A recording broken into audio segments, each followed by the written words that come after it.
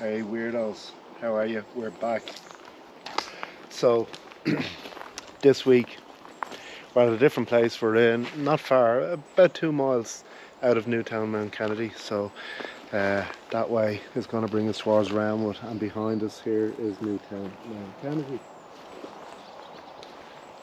So I'm going to tell you a little bit about this place. This is now known as River Lodge. I think River Lodge is now, it's Trudder House, okay? And Trudder House has a history, a horrible history. In actual fact, my mother, she's from this area originally. She's from a farming family in this area, but she went to school in this place. I'm not going to call it anything other than that, a place, a horrible place. And it was even a horrible place, can you imagine, when the nuns were running it. And what I'm going to do now, and you know we've tested your imagination before, what I'm going to do is I want you to look into my eyes, and when I click my fingers I want you to imagine an old woman sitting in a jeep, smoking a cigarette, drinking a Costa cappuccino, telling this story. Okay, so you went to school in Trotter, didn't you, before? That's before obviously it was turned into a home for delinquents. It's only lately turned into. Yeah, so tell us about your experience there when you were 7 years of age. And what was this sister's name? Sister Borgie, was it? Sister Borgie was the Reverend Mother. Yeah, and what did she do to you? Bet me around the place with a belt at lunchtime. Right, for no reason? For no reason. And of course other kids were beaten as well. Yeah, every child was beaten. And she locked you into the classroom one day after school as well, didn't she? Yeah, when the little ones went home. And what time of the year was that? In the winter, in the middle of the winter. And no lights, nothing, in a pitch dark classroom? Pitch dark. And what time did you get out at then? About 6:30 or 7. And you should have been gone home at 1:30, is that right? Yeah, I usually got home about 3:30 or 4 o'clock. 3:30 or 4, okay. And was there anyone out looking for you? Only my father. The nuns didn't care. The nuns come down to lock up and found me in the classroom crying. And did you find your father on the way home on horseback? My father came on horseback. He was a farmer. Yeah. And looking for me. Were you telling me before that the nuns, they used to wear a very loose leather belt? That's right. It was hanging down nearly to their knees. And they'd take that off. What would they do when they took it off? They wouldn't. They just rise it and they cut the flesh off you with it. Just hit you with it? Across the legs and the arms. You couldn't wear bare arms in the summer. Because your arms were bruised from the stab. Well, it's no wonder that place, Trudder, became such a place of horrors really afterwards. We're not surprised. Of horror for me anyway. Yeah, and that was before the really bad things started happening. That was when I was a child. Okay, well listen, thanks for that. Well done, guys, and I hope you enjoyed that story, and I'm still amazed at your ability to imagine stuff. So, as you know, I suppose you've imagined that this probably would have been when she was going to school in the 30s, pre-World War II kind of time, and I suppose kindness wasn't a thing that would have been pushed forward in schools anyhow. But what I have to do with this, and maybe this could be the biggest shock of the night for you, okay? Shortly after I left college, yes, I actually went to college, I have been educated. What a shock. I left college anyhow, and I started working as a press photographer for a newspaper, and shortly after that, and you know, whatever you learn in college doesn't really prepare you for door knocking and stuff like that. So I was put on a story where I had to go and take photographs at Wicklow Court, and it was for a guy called Brendan Kelly. Now I think he was the first guy that was convicted of any kind of paedophilia here or whatever, you know. This would have been, look, I don't know the years, you can look it up yourself. I'm going to say something like 94, 95, something like that, okay? I wasn't long in the game of press photography anyhow, because it was very poignant for me at the time. Anyhow, we went to take the photographs and whatever, and it was just considered that it was far too serious a case to be heard in Wicklow, so it went on, and the case was then pursued in the Central Criminal Court in Dublin, and that guy if I remember correctly, Brendan Kelly, he was from Galway, I think. Now I'm doing this all off my head here tonight. I haven't really re-researched it as such, but I think he was from Galway. Definitely. Mike Cullen. Okay, that is in Galway. Yeah. So, and yet again, if memory serves me correctly, we'll take a walk up anyhow and have a look. And Natalie can give you a pan. Natalie's actually here tonight. I don't have a mega long arm that's videotaping this myself. Say hello, Natalie. Hello, Natalie. Hello, Natalie. Hi, guys. So, this is it. Yeah, River Lodge. Okay, so, you know, if there's an absolutely horrible place and you change it to something like River Lodge or, you know, Riverbank, all of a sudden, once you have water involved in the name, all the badness flows down and away with it. I think it's owned by the Wicklow County Council now, and I think we're trespassing, but that's neither here nor there. So anyhow, this Brendan Kelly guy, at the time, this was turned into a home for delinquent and the travelling community in the mid-70s, around 1975 that was, and there was a vast amount of paedophilia went on in here. This Brendan Kelly guy being the first one, and then it went on to be Duncan McInnes, is it? Duncan McInnes, yeah. He was even worse. He was a beast, absolute beast entirely. But this Brendan Kelly, they had a caravan in Glenmalure, and a lot of the kids were brought by Brendan from here to Glenmalure, and he had his horrible ways with them there. We'll have a walk around the side and the back here anyhow. So Shane, what year was it when your mother would have went here? Roughly-ish. Well, I'd say, you know, 30s, that kind of time, I'd imagine. And that sister superior, what was her name? Well, she named it in the interview, Sister Borges. Yeah, she did name that when she was talking about it.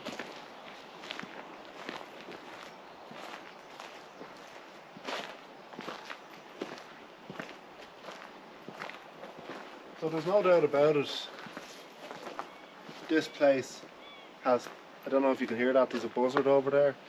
Anyhow, there's no doubt about it, this place has some horrible stories to tell, I would imagine, you know. Kids that never got to enjoy their childhood. No, they never got to enjoy their childhood, and you know, you'd wonder how many people are still affected to this day by the atrocities that went on in here. It's absolutely brutal, like, when you think about it.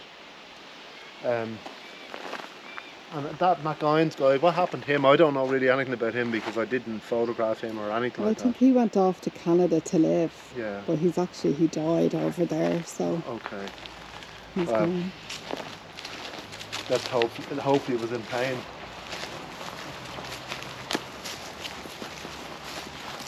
So, big old place. Mm.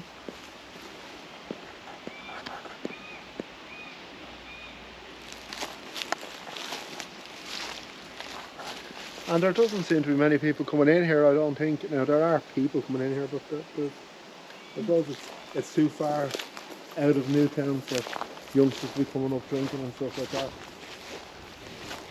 And your mother would have lived, like, in the area, not too far away. Well, she was from the farming community, and they had a number of farms in the area, so yeah, she was in this general area. And like I said, or she said herself in that little interview, that basically when she did get out onto the road that night, and these are country roads, folks, when she was a little kid, you know, it doesn't matter the gap of time, she was still a 7 or 8 year old child that was out on the road in the middle of winter in the absolute dark, and came across her father on horseback looking for her, you know. And I suppose she didn't go into it very much, but, like, I mean, her father was frantic about it and very distressed, and,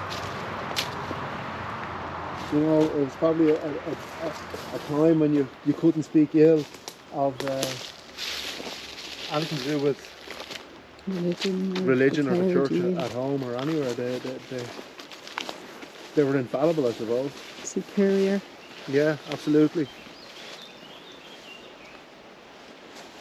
So yeah, I don't think all in all there was much happiness here, and I'm sure the nuns laid a good solid foundation of misery here for what was to happen then afterwards to continue. And I do believe that there was a kind of a vibration or a misery put into this place that, you know, the likes of these bastards, Kelly and McInnes, can come along then and capitalise on that, you know, and it's horrendous. And I'm sure that this kind of stuff is still going on in society nowadays, you know, it is going on. We give things new fancy names like tussle and whatever, but this stuff is still going on, and it will go on until, you know, people really start to stamp this out. And I literally mean stamp it out, you know.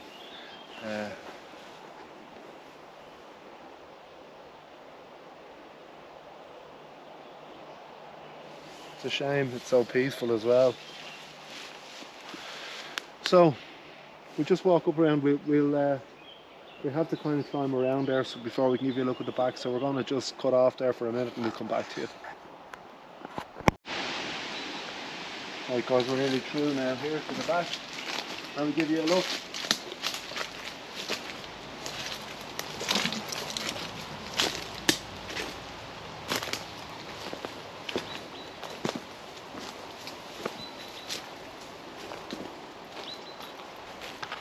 So this is it anyhow from the kind of back end here. You can see there's a few people been throwing stones up at it, and you can hear the buzzard.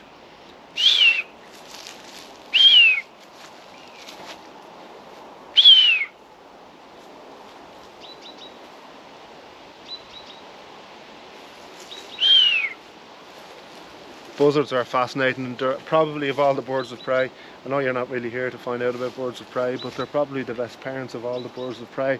And you'll often see them late summer, heading into autumn, flying in a cast of 3 members of the family, because they look after their young for so long until they can really hunt very efficiently on their own.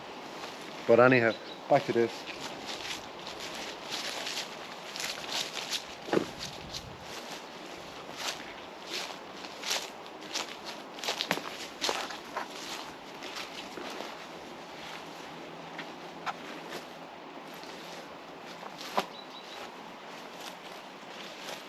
Yeah, so there we are now. We can see the side of it, and it's closed a good few years now.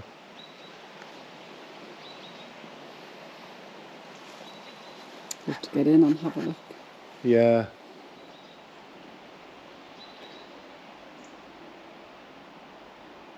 You know, when this broke initially about Trudder House in the mid-90s, early to mid-90s, and I think initially with the Brendan Kelly one, there was over 200 witnesses came forward to give statements to verify stuff that went on, you know.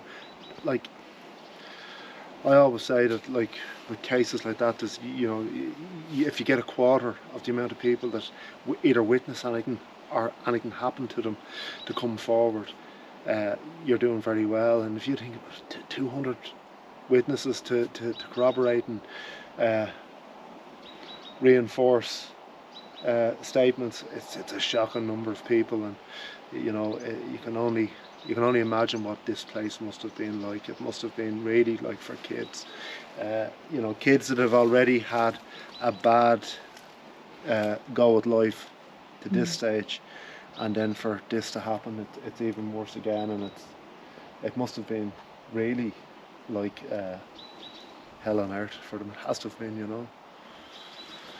So guys, we've really got not much more to tell you about here. It's a miserable one, I know, but you know, sometimes the miserable stories are the ones that have to be told, more so than anything else. It's not even a paranormal thing or whatever. It's just really twisted, abnormal. But we are Haunted Area Collective. We look into all these kind of things, and we'll always have a certain bias from the stuff that I've done as a photojournalist, and in particular kind of an investigative photojournalist. We're always going to fall back to stuff like this because I find it very interesting, and I do believe that these are stories that need to be told. So guys, happy Friday the 13th.